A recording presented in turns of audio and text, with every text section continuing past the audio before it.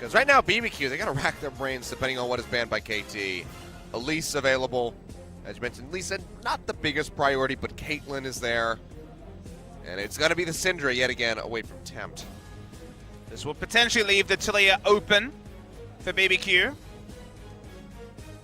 Actually like the Taliyah more on blue side than red side compared to some of the delay champions. Her shorter range means that her denying Baron and other objectives seems a bit cleaner on blue side compared to red. So not as high value as the red side ban from KT onto the Taliyah. And the Karma is actually going to be interesting. They can choose. They did ban lots of range supports in the second round of the draft in Game 1, largely targeted at Mada. Oh, it's going to be Caitlyn yet again. Over Elise, interestingly. Now, maybe this is just they don't want to play Elise before playing against SK Telecom. There's always mind games to be discussed when we're in situations like this. Bbq will still be happily picking up Taliyah and Elise, and when it comes to power picks, it's a great duo. They have a lot of synergy with each other, great for roaming as well. So Bbq do get a large amount of power on the red side, depending on where KT want to go with their draft. Can they make it work? Is going to be the question. Flip back over to KT here, running down the clock, taking their time with this one. Could you see the Kazakhs come back out? Rumble's available. Oh, so, yeah. Hey, look at that. Well, it wasn't going to be taken by Bbq because Crazy is not a great Rumble player. And returning to the playbook of just playing what's normal, can't be much more normal than Rumble, who almost certainly will not be available for KT in the series coming up. You would expect so. And for either team, actually, if you think about it. An interesting hover from Pawn, the Fizz. He's played one game of Fizz, looked really poor on it earlier in the season, so... But now he looks great. It's true. His form is better, but why not just go for the Orianna, take the fact that you'll be pushed in early, then just scale and BK. You already have Rumble to win the push war in another lane, so chances of being 3 lanes pushed in when you draft Caitlyn, Rumble, and Orianna is basically 0. Yeah. You know, KT just countering these 2 massive picks that Bbq were able to get for themselves.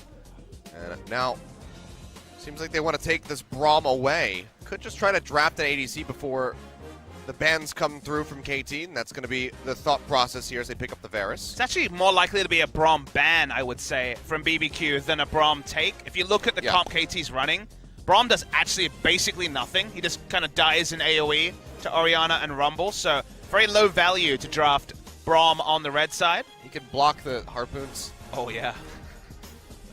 If he's in range of harpoons in team fights, probably got bigger problems. Yeah.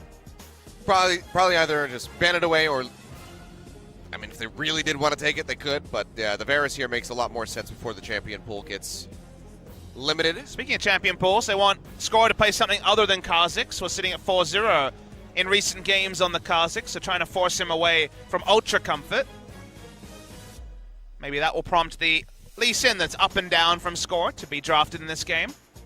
Well, as expected, with the ADC selected, it's going to be the bottom lane still focused out here. Smeb, kind of, pretty confident in his Rumble here, so they'll go ahead and just get rid of that Lulu. They don't want anything that Bbq can use to die slower. That's fair. They want to die fast. Yeah. They want to kill them fast, get out of here, and enjoy their Saturday night. I wonder if Score will show Rek'Sai in this game. Will be a good ball carrier. Will be a champion who played a lot in the past. You can see an argument for Rek'Sai from KT Rolster, but perhaps it's optimism not really worth considering. Tahm Kench and Braum were the supports that really leapt off the page for KT Rolster to draft. Tahm Kench taken away, and Bbq could deny that Braum if they really want, even if it doesn't fit their comp so well. Taking away the Jace is a potential laning matchup into the Rumble. One of Bbq's best games was Crazy on Jace, abandoning his tank role play and actually playing for lane, so interesting ban. And Cannon's not really a pick that's been considered that much, especially this week with the win rate falling away. Yeah. Well, they still come back to this Braum. It's a nice takeaway from KT Rolster, and it is a powerful support. It's just not a game where Unbreakable is going to get massive value. So that's kind of what they're sacrificing from taking the Braum in this spot. Well, it was banned in Game 1. Now it's available. Could just see that Thresh come through here for Mata. The old classic, and it will be locked in. Final pick as we wait to see what Score will be piloting. You say the Rek'Sai, perhaps. Gragas also would be about as normal as can be. That's true. Physical damage, though, would be a little bit nice coming from anyone other than the Caitlyn, so I feel like Gragas or Rek'Sai.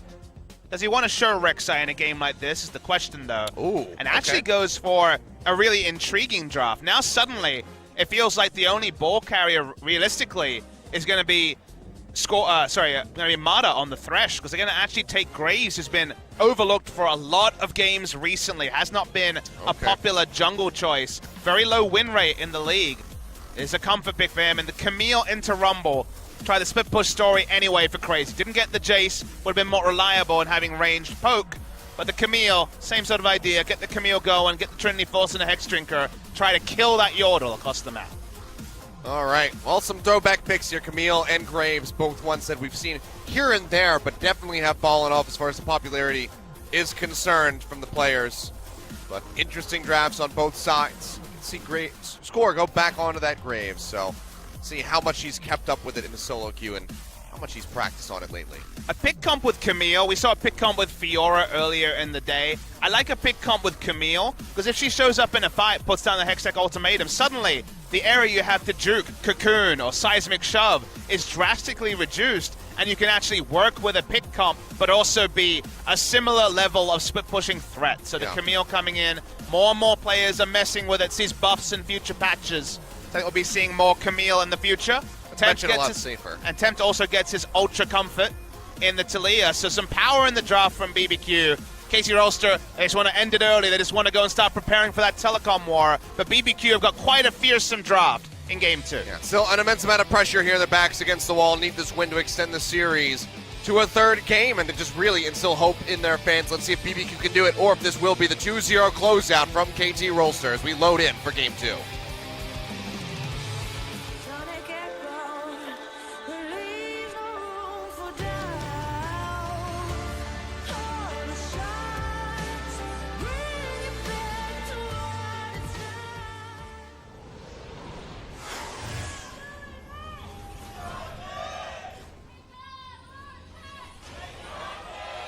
KT fans feeling the wind, or the wind, feeling the wind. We're inside.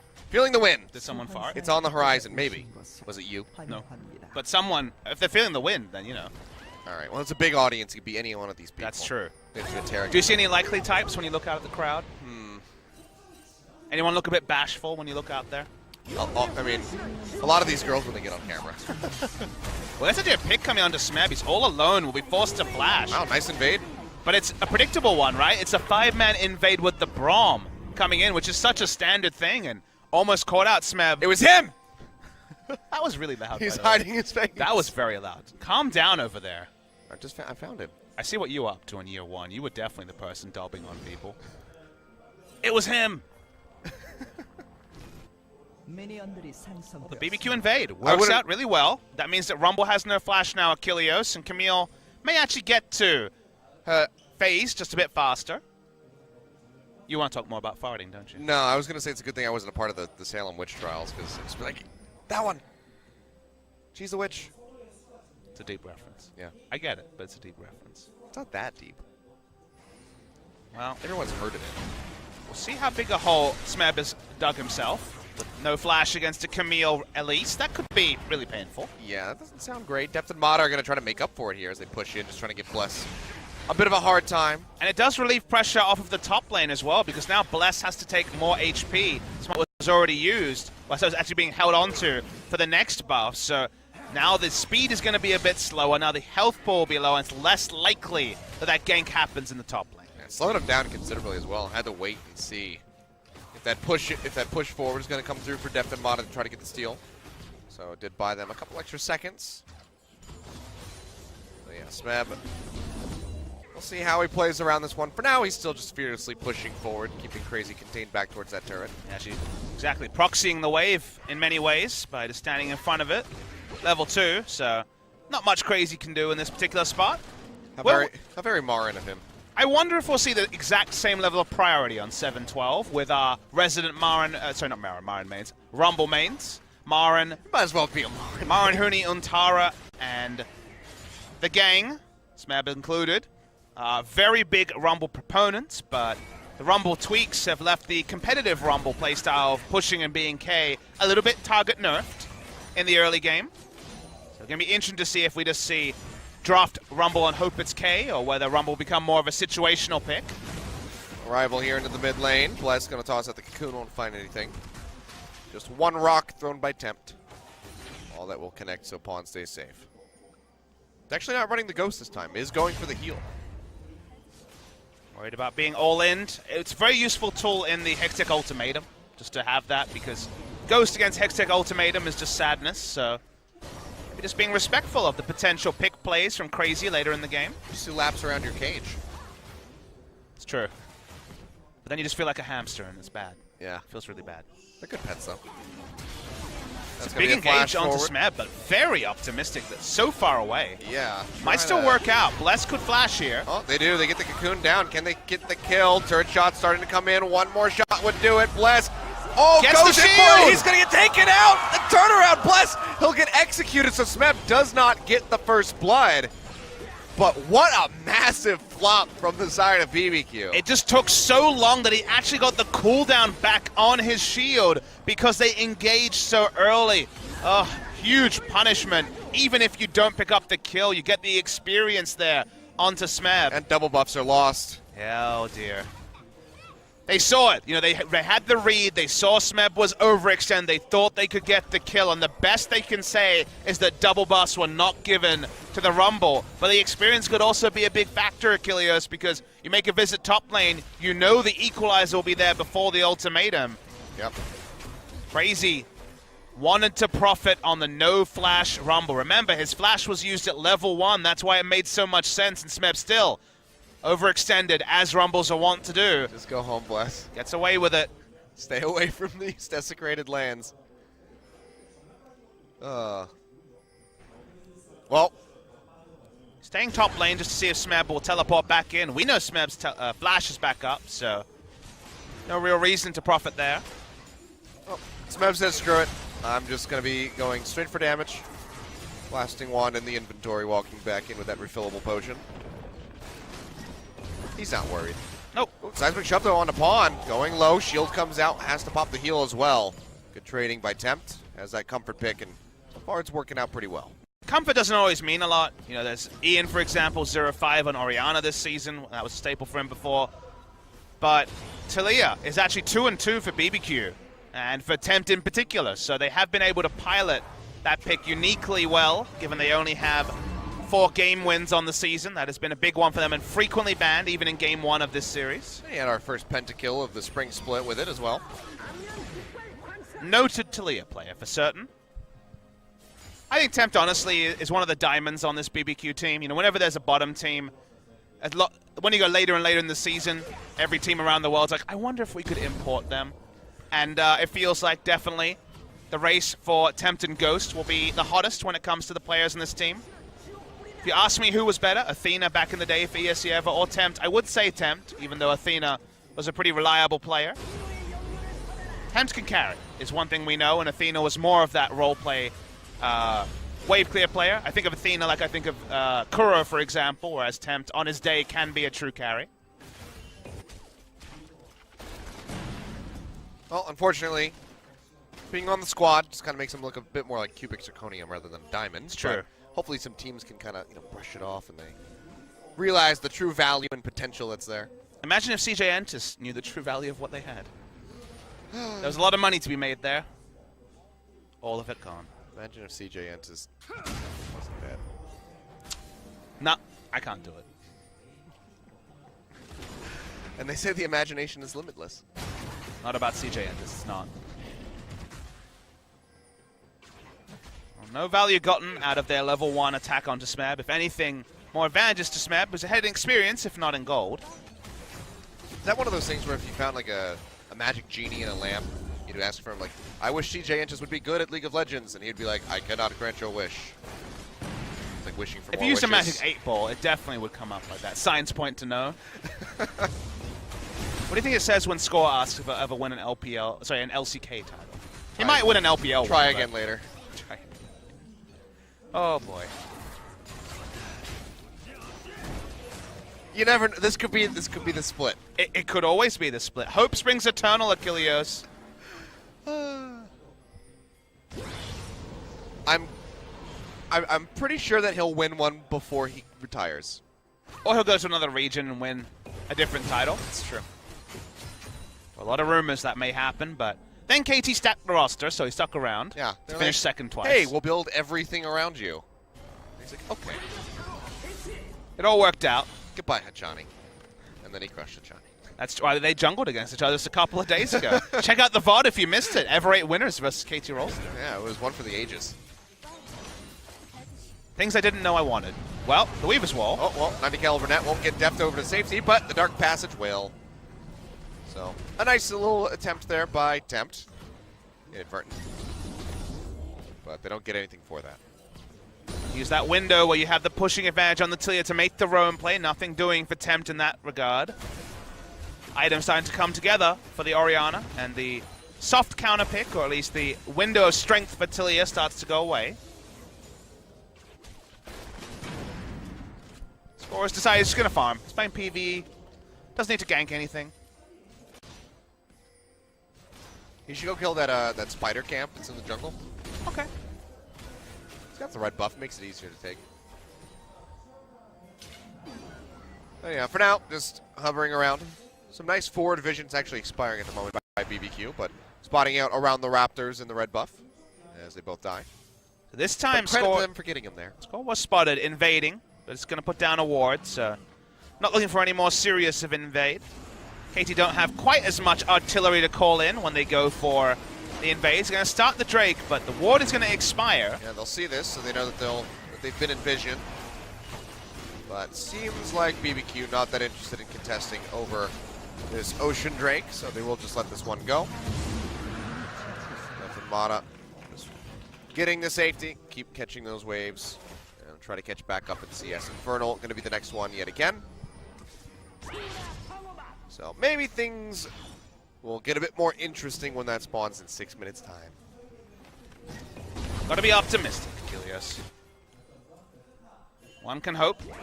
I mean, we did have a kill, but the turret got it. Turret's got a bounty.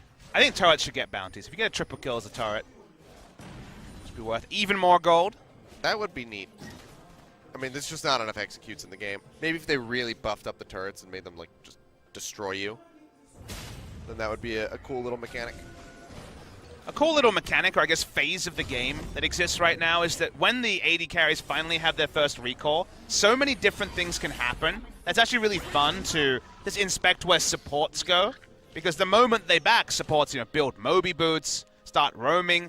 Maybe they're going top lane with their AD carry. Maybe they're invading for vision. For example, we saw Totoro just invading for vision as Mata was considering going around the mid lane.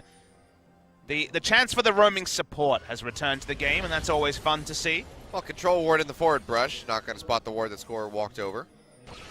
So, Crazy, perfectly aware of where he's at. And see, Bless and Tempt are actually going to be responding to this. Maybe we have a fight on our hands.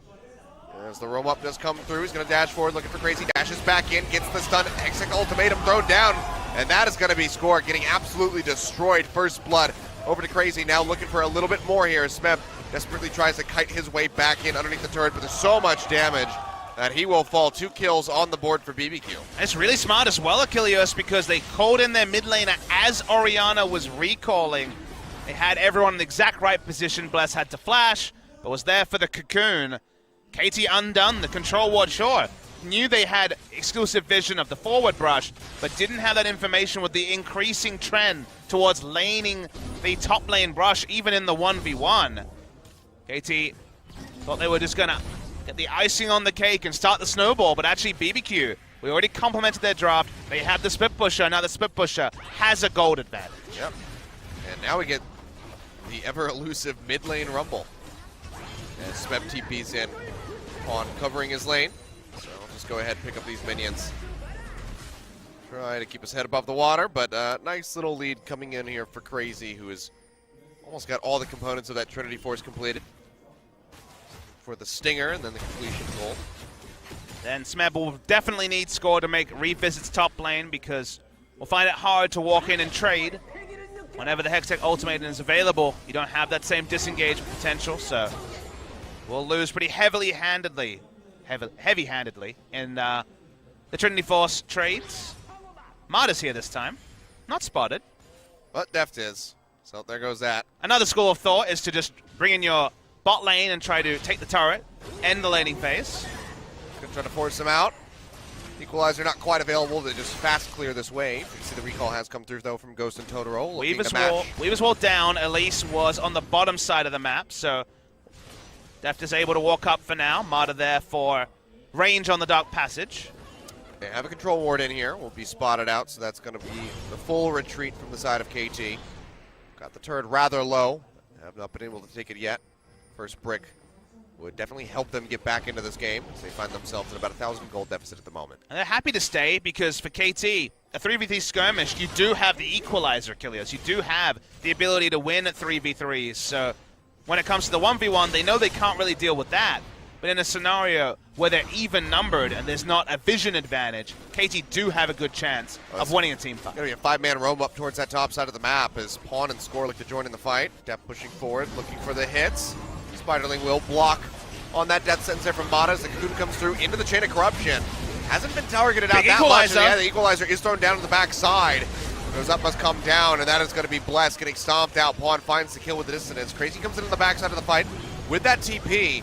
And the Weaver's Wall thrown in, but really just defensive one to make sure that that Camille can get out safely. Yeah, the use of the Lantern here has been super good from Mata. Considering the re-engage doesn't have W available, so if he flash hooked, there wouldn't necessarily have been the backup for a play like that. Really well executed from KT Rolster. Predictably, Smeb's Equalizer on point, forced to disengage, and also signaled the end of the Elise's life. So they get the turret and more plays around the Rumble rather than leaving Rumble to flounder in the 1v1 is probably the right way. Shockwave comes down. Turret will fall, and now Pawn in a bad spot. Exec Ultimatum coming through. Seismic shove to pop him back in. Tempt will find another kill. Now Score under fire. Has to flash over the wall. Keep himself alive, but Crazy's coming in hot. Won't have the lockdown to get the kill, but still do find yet another one, staying above KT in that regard. 500 gold up, 3-1, even in turrets now. And awesome to see a rotational play like that from a team that's 1-6, smartly reading the map, knowing the mid turret was low, and roaming in with it and a control ward to ensure they weren't going to be turned around. Bbq at times have had these little spurts where you can see well-drilled, smart movements, good macro play. Compared to some of the other teams at the bottom, it hasn't been their macro we've really criticized, just they've been snowballed upon early and then never been able to get back into games. So seeing where they can be competitive, seeing how they can deal with what's soon going to be a Trinity Force and fairly large Camille, that is a weapon available to them. So how they can snowball from there will be cool to track. Newton connects in yet again onto Smeb, knocks him down to about half HP. Pushing forward, just getting a couple of those shots in onto the turret as they try to break this, but it's just still too dangerous, so KT does have to peel back. Playing around the bottom side, though, with the majority of their roster, and that Infernal Drake has spawned. Be a solid pickup for them in a second stack if they can get it.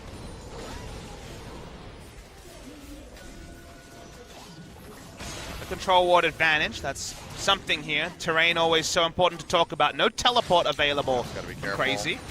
Not going to connect in the smite away there from Bless. Going to be keeping tabs on that Infernal Drake as best as possible, but neither team really in a position to go for it. Smeb can run top lane and be there to teleport, so a bit more restricted in their options here. He's charging straight over towards the pit by the look of it. Camille recalls. They don't have that information, do KT, but she has no way to close the distance. It seems like it's just Bbq giving up the Drake. Yeah, it seems like they're getting a read on this. Attempt went back as well. Could Weaver's Wall in, but you can see the trap line being thrown down here on the ramp by Deft just to cut off Bless, who he knows is on that quadrant of the map, so Infernal Drake will be gone over to KT for free. Getting your minion waves in order makes it kind of a lose-lose for Bbq in a scenario like that. They wanted to send Camille top. They want to get objectives, but they didn't have the teleport to match. Now, it's going to be a big pile in here from KT on the bottom side of the map. Pawn throwing out the ball, but really short there on the shockwave.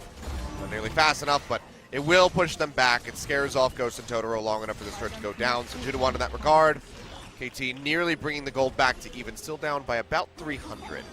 They're picking up minion waves so smartly, though. Rumble was in mid lane, started to rotate just in case there was an answering play in the bot side, and then Rumble picks up the group minion wave. The best teams are so good at this because we've seen games this season, Achilles, where you could just look at the minions and be like, wait, one team has 80 more minions than the other team. How did they lose them, even in pretty even games without high amounts of kills? KT rotating smartly, picking up minions where they can, but crazy. With that Trinity Force starting that one-man mission. Yeah, we'll be losing out on that. And the blue buff actually gets taken away by Attempt as well. Plus helps him out, so they take away a buff.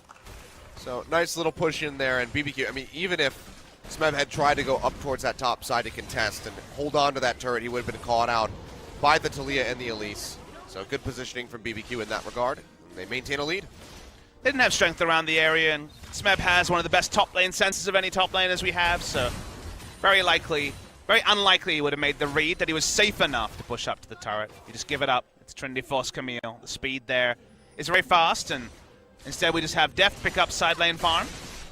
Deft has played more of a tertiary carry than this season than he has in previous teams, especially. He was kind of EDG's shining weapon. But on KT, I mentioned the stat earlier in the series, Smeb has #1 damage percentage of his team. So Smeb has been shouldering all the damage, and it's not 2014 Worlds anymore, where Deft is doing 52% of his team's damage. He hasn't needed to. They have played a couple of the Cogmore comps, but more recently has been other members of the team stepping forward.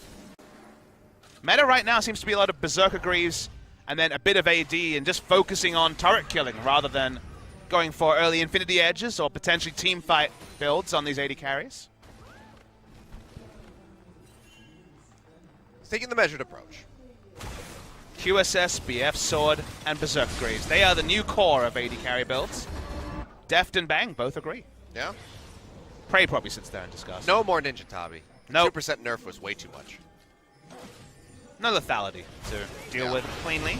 Oh, well, you see that equalizer had come down. At least goes up with a repel, gets popped back in by the Very play. nice play. Yeah. Well timed, making sure that he can't get close enough to the wall for the flash, so he does go down. So, well done by Mata. Another kill on the board here for Kings. They'll continue to push around their pressure in the bot side. Finally, looking to get that mid lane turret that has thwarted them for a little while now. It's very healthy. So something like the shockwave might be needed here.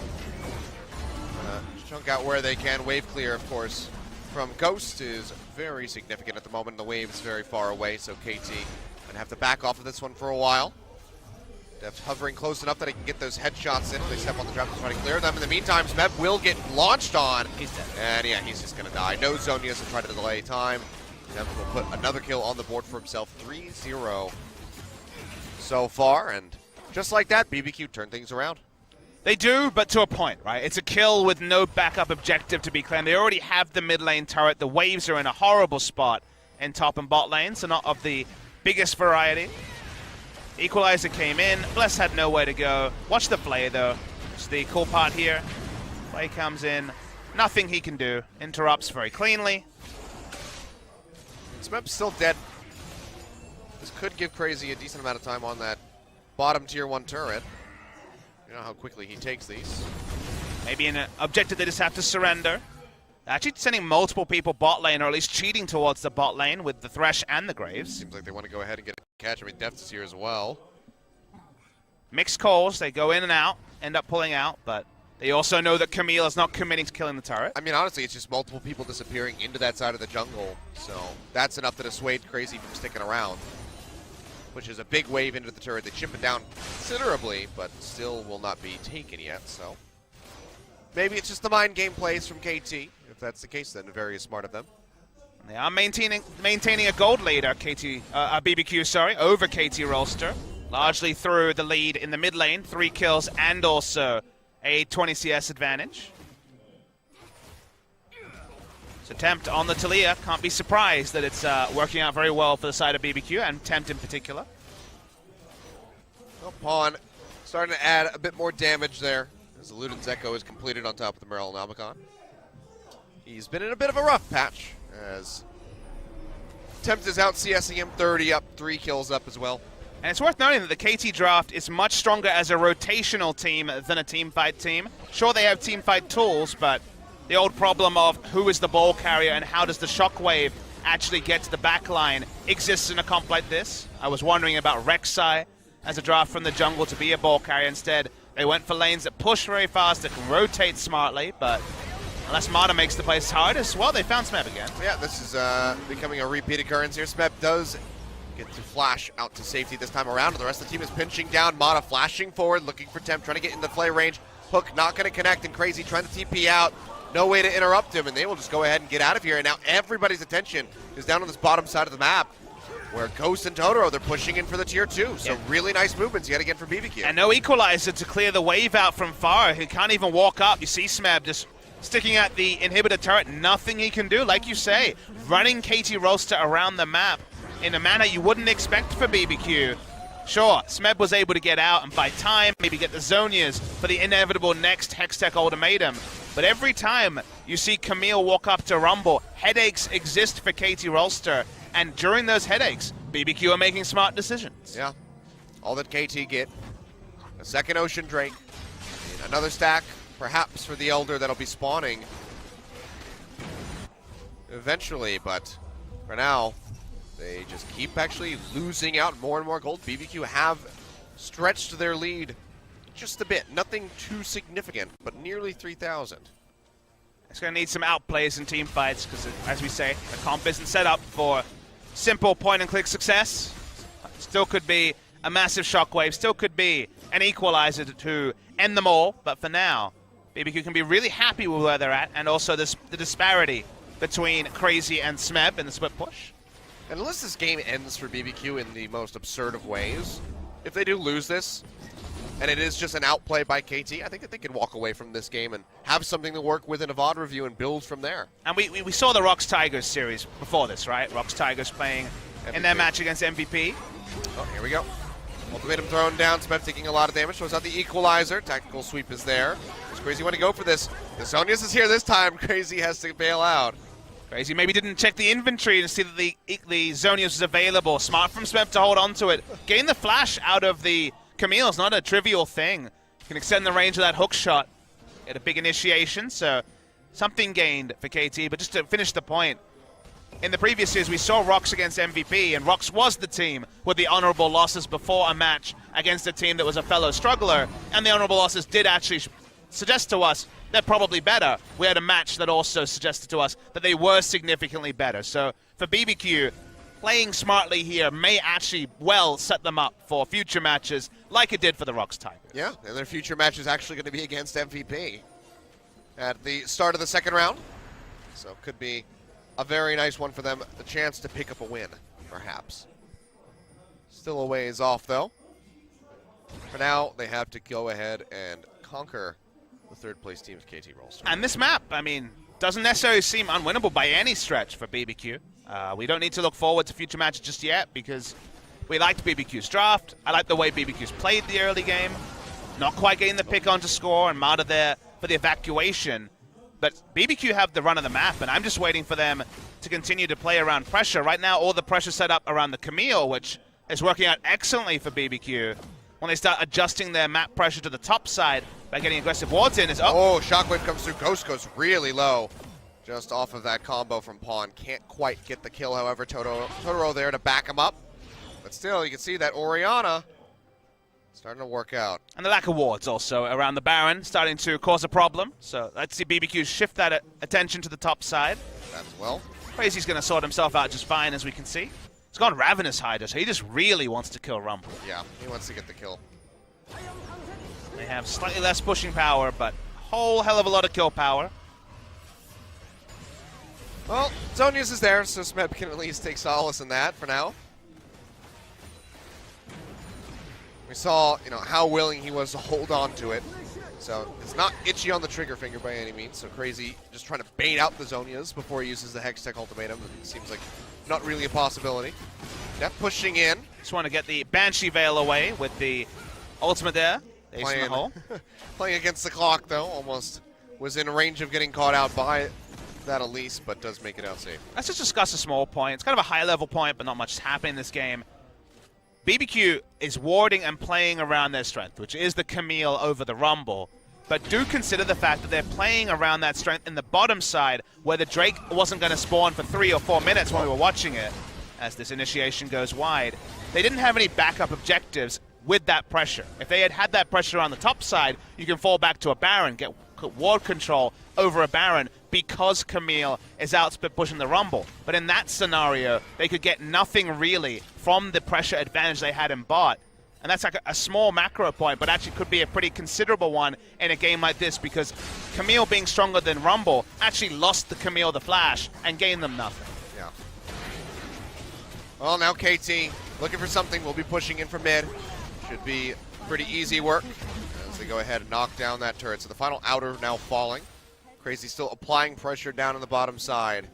But is he applying pressure or is he sending a minion wave towards the Rumble is kind of the real question here because they're not getting anything from him split pushing.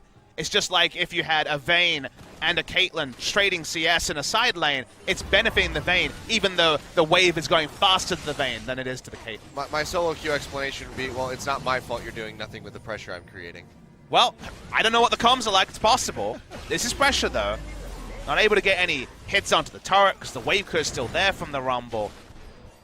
This is the next step that I think Bbq needs to be that top team, is finding ways to play around wins. Look at MVP, getting a win in the early game, not knowing how to transition to the mid game.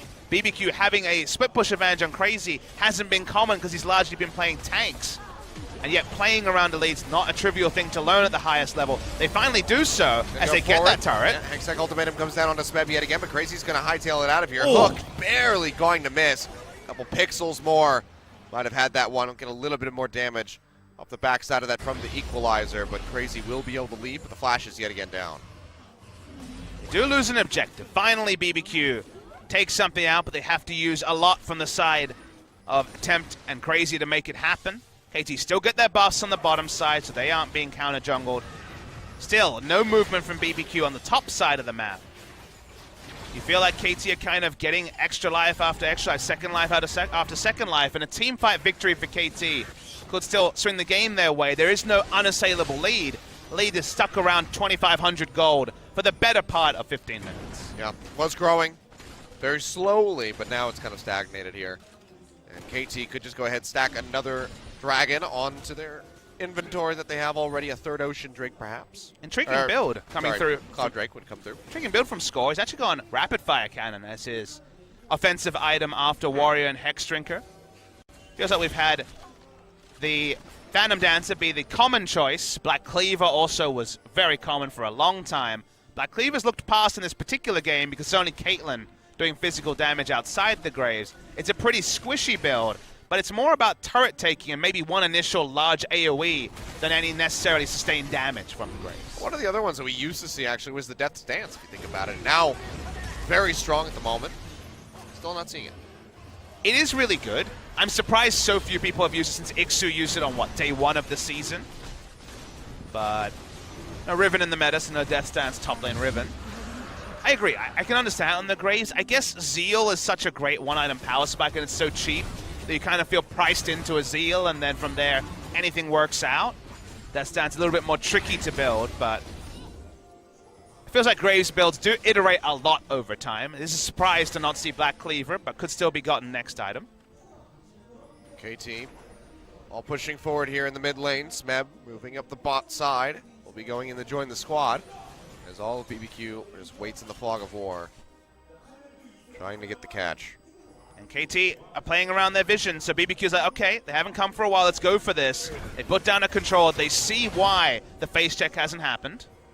Yeah, will get spotted out. They're sticking to this. This is awesome, Baron damage. Wow, it's taking quite a lot, and it'll just go down.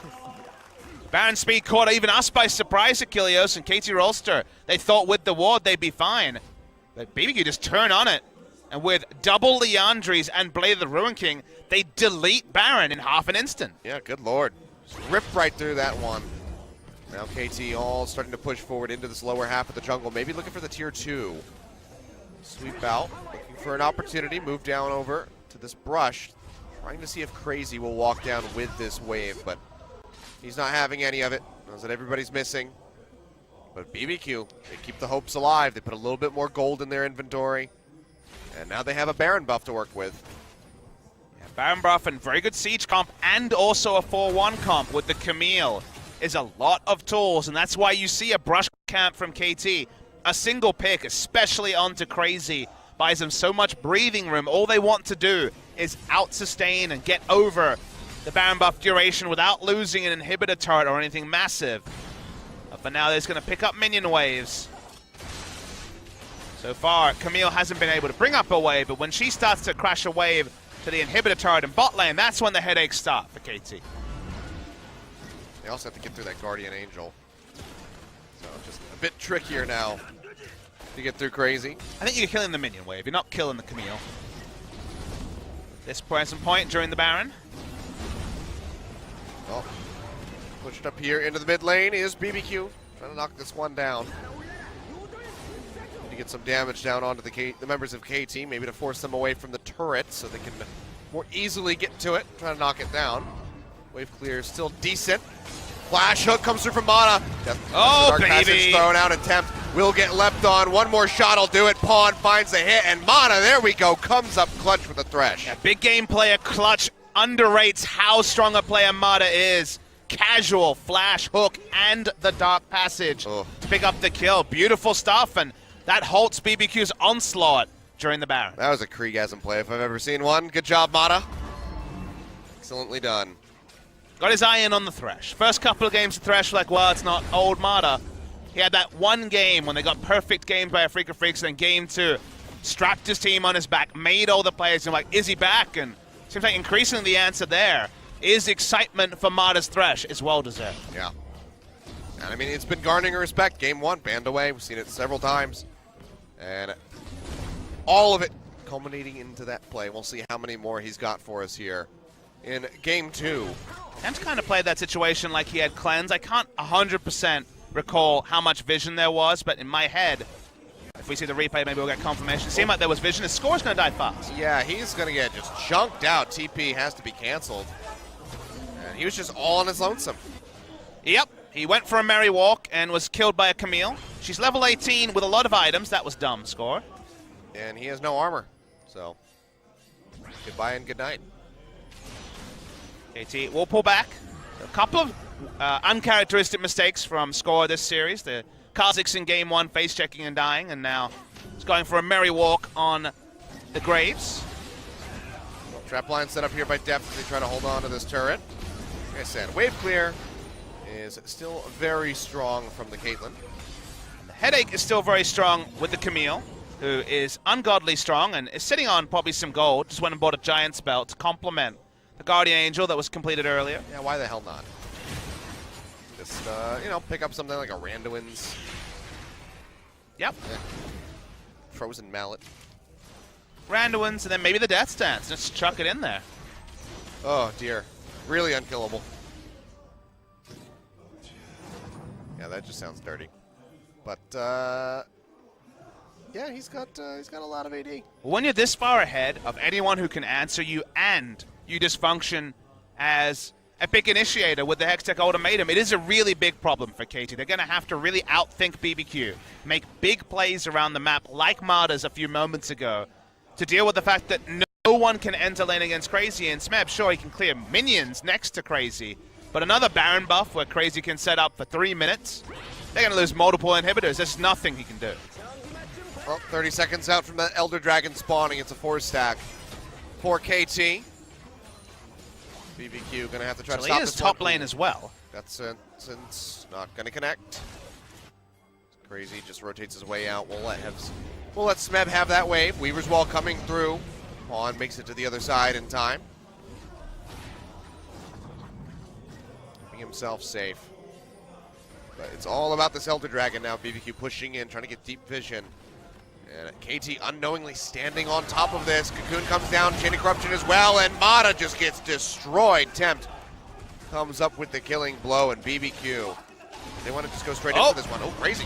Takes a lot of damage as he jumps in on the score. Will get that GA popped, so he does a lot of damage, but he's not tanky at all. Smeb now going into the zone. He has to. Pawn gets the shockwave, finds the kill, takes out Crazy. Now Bless comes down off that rappel. Almost goes down, has to flash away to safety. But in exchange of kills, Mata goes down, Crazy goes down, But Bbq, do they just start up the Elder Dragon? Looks like the answer might very well be yes. So KT was just going to be completely rolled in that scenario, but the equalizer was put largely to stop Bbq from initiating, and the shockwave onto it was big. This is only a takeaway Elder Dragon. How much of a contest? Looks like a lot of a contest. Yeah, the TP's coming through, 3,000 HP left on this one score. Can he be the ace for this squad? 2,000, they're backing off, and it will be taken by KT. Bbq back off the fight. And now it's 4-stack Elder Dragon over to KT Rolster. A lot of respect shown by Bbq, but because Crazy was dead and Crazy has most of the gold, they make the informed decision to pull away. Baron respawns in 30 seconds. This time, KT Rolster will not allow it to go for free and have a buff to fight with it. Over. It's big for KT Rolster. They could make that happen. Could have gone so much worse. Mab in a bad spot, though. He's going to get pinched on. Tries to take out Ghost, throws down the equalizer, but it's a bit shallow to really maximize the damage in onto the Svares. Pops the shield there of Temp, but he's just going to die in the end. And now Baron spawning in 10 seconds, and it could be a 5v4. I mean, it will be for a long time. It's 60-second death timer for spawn. 50 seconds of time. They're going to run at the Baron. They're going to try starting it. KT Rolster rolling the dice. Look how much damage they already have. It's down to half HP, but Bless is coming over. Will be spotted. They know exactly where he's at. Denying the vision, but the control ward is down, and it will be taken.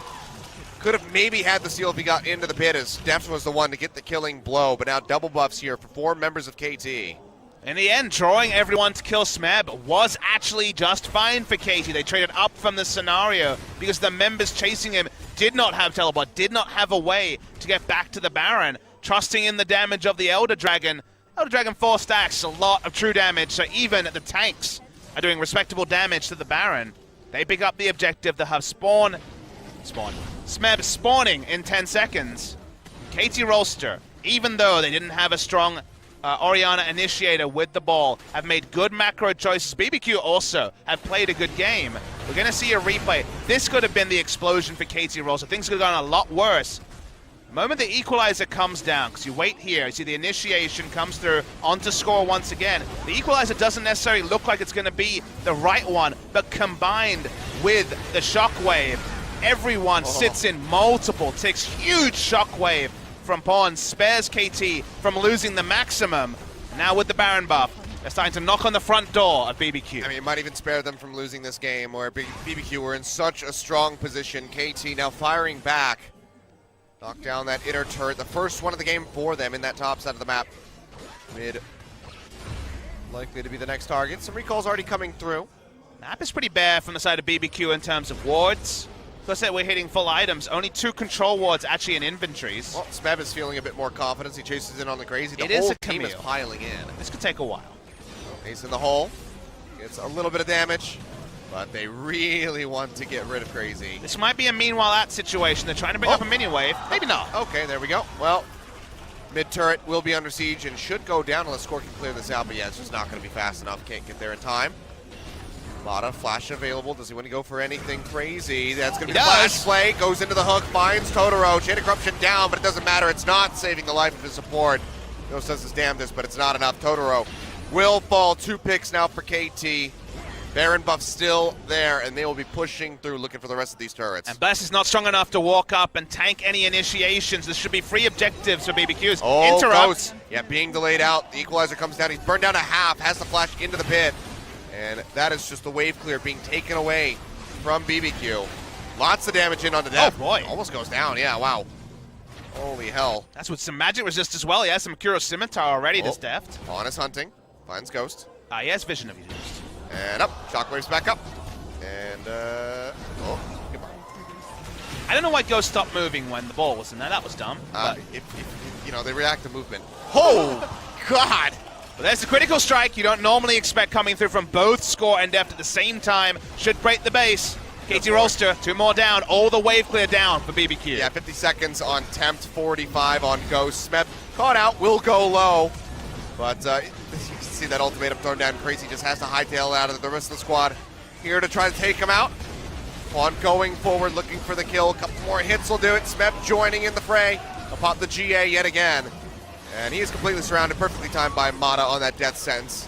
He'll go ahead, clean up this top turret. Haven't taken the inhibit mid yet. But you'd expect that they're going to be able to get both of these and then exit. If not, just stick around and try to finish the game. Seems like that's going to be the choice here as Totoro gets hooked up yet again. Will go down before he can even use that Glacial Fissure. TP coming through to keep the minion wave alive.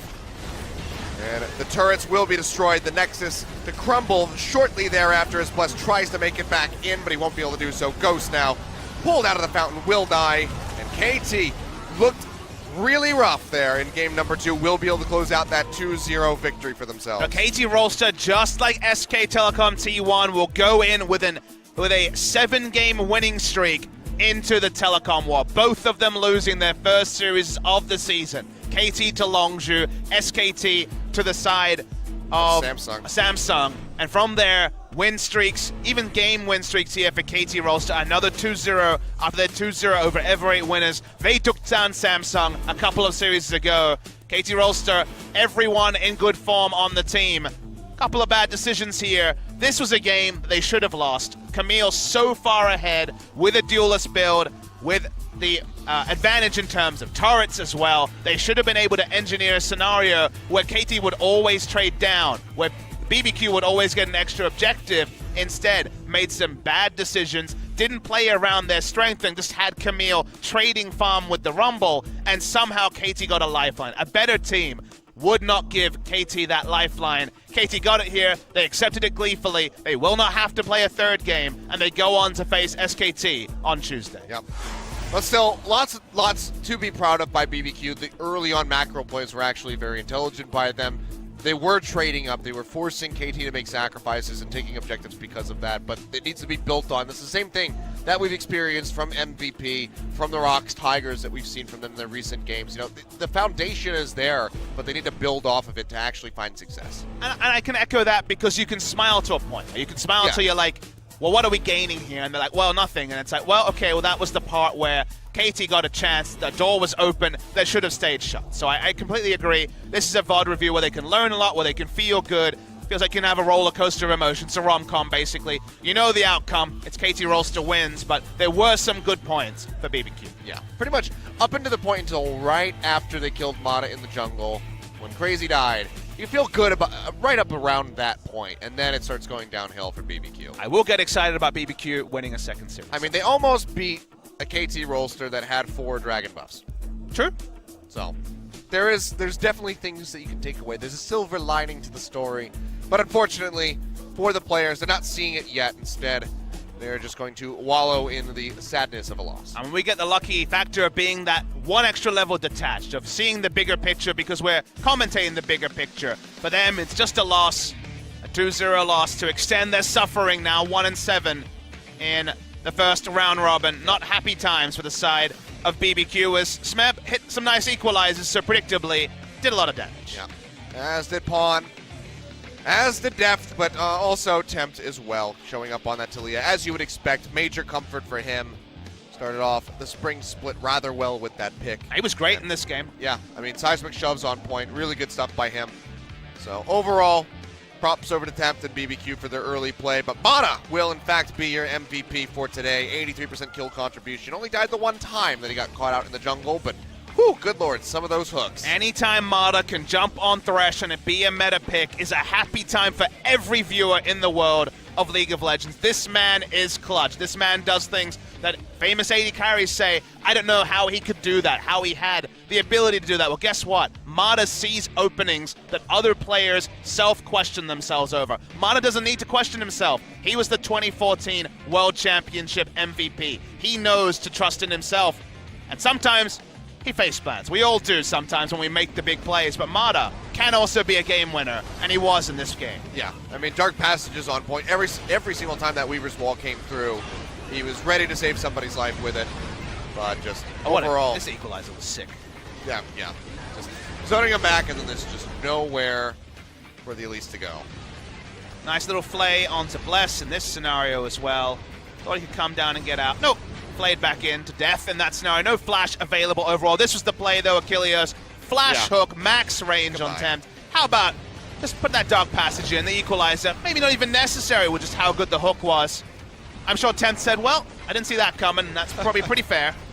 He was just giving somebody the option to come with him if they wanted to. He just But wanted then- to be in a highlight clip. He just didn't know it would be Mata's highlight clip. Yeah. Well, then the Elder Dragon handed over, and this is about where it all went downhill. Flashing over at the Q there from Braum to get the engage. Anyone was fine. They had Smeb coming in with the equalizer to look for more kills, and by this time, it was basically the freight train from KT Rolsters looking for a chance. Pawn rushes in himself. Everyone flashes in. They wanted to end the game. They do. KT Rolster looked good in game 2, but not for the majority. BBQ had control until